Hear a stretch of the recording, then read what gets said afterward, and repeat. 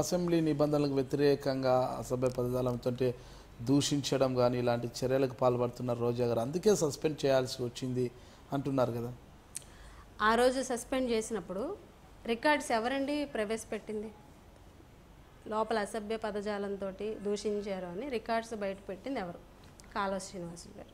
కాలువ శ్రీనివాసులు గారికి ఏ అధికారం ఉంది? స్పీకర్ పర్మిషన్ లేనిదే కాలువ శ్రీనివాసులు గారు రిలీజ్ చేయడానికి లేదు. స్పీకర్ గారిని అడిగితే ఏం చెప్పారు స్పీకర్ గారు? నాకు సంబంధం లేదు, నాకు తెలీదు అని చెప్పారు. అంటే కేవలం రాజకీయ దురుద్దేశంతో ప్రతిపక్షాన్ని ఇరుకుని పెట్టాలి, ఏదో ఒక ఇష్యూని పైకి తీసుకొస్తే వాళ్ళు ఆ ఇష్యూ మీద పోరాడి అసలు ఇష్యూ వదిలేస్తారు అన్న ఒకే ఒక్క దురుద్దేశంతో రోజా గారిని సస్పెండ్ చేయడం జరిగింది. రూల్స్కి విరుద్ధంగా సస్పెండ్ చేశారు లేదా? ఏ ఎమ్మెల్యేనైనా ఏ సభ్యుడినైనా ఆ సభ ఆ సెషన్కి మాత్రమే సస్పెండ్ చేసే అధికారం స్పీకర్ గారికి హౌస్కి ఉంది. ఇలా సంవత్సరాల తరబడి సస్పెండ్ చేసేటువంటి అధికారం హౌస్కి లేదు. అదే విషయం సుప్రీంకోర్టు కూడా చెప్పడం జరిగింది, కోర్టులు కూడా చెప్పడం జరిగింది. అయినప్పటికీ కూడా కోర్టులు ఇచ్చినటువంటి తీర్పును కూడా ధిక్కరించి రోజా గారిని లోపలికి రానివ్వకుండా చేశారన్న సంగతి యావత్ ఆంధ్రప్రదేశ్లో ఉన్నటువంటి ప్రతి ఒక్కరికి తెలుసు. ప్రస్తుతం రోజా గారు అసెంబ్లీకి వస్తున్నారు కదా? వస్తున్నారండి.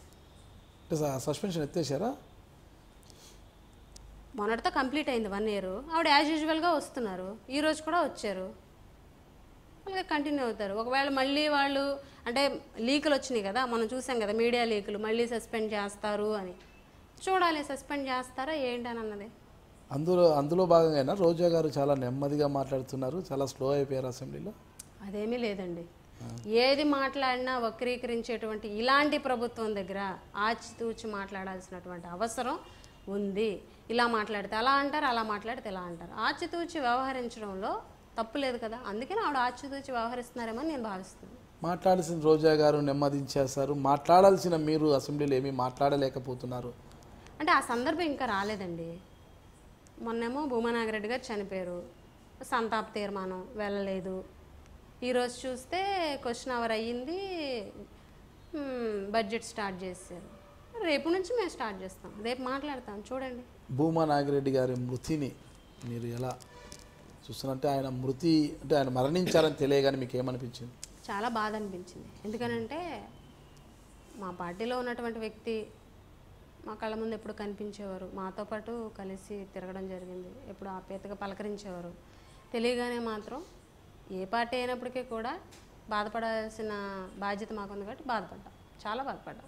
ఆయన కుమార్తె అఖిలప్రియ గారు ఆళ్ళగడ్డ ఎమ్మెల్యే, ఆవిడతో మీకు ఎలాంటి సంబంధాలు ఉన్నాయి? అంటే ఫ్రెండ్షిప్ కానీ ఏదన్నా బాగుంటారా?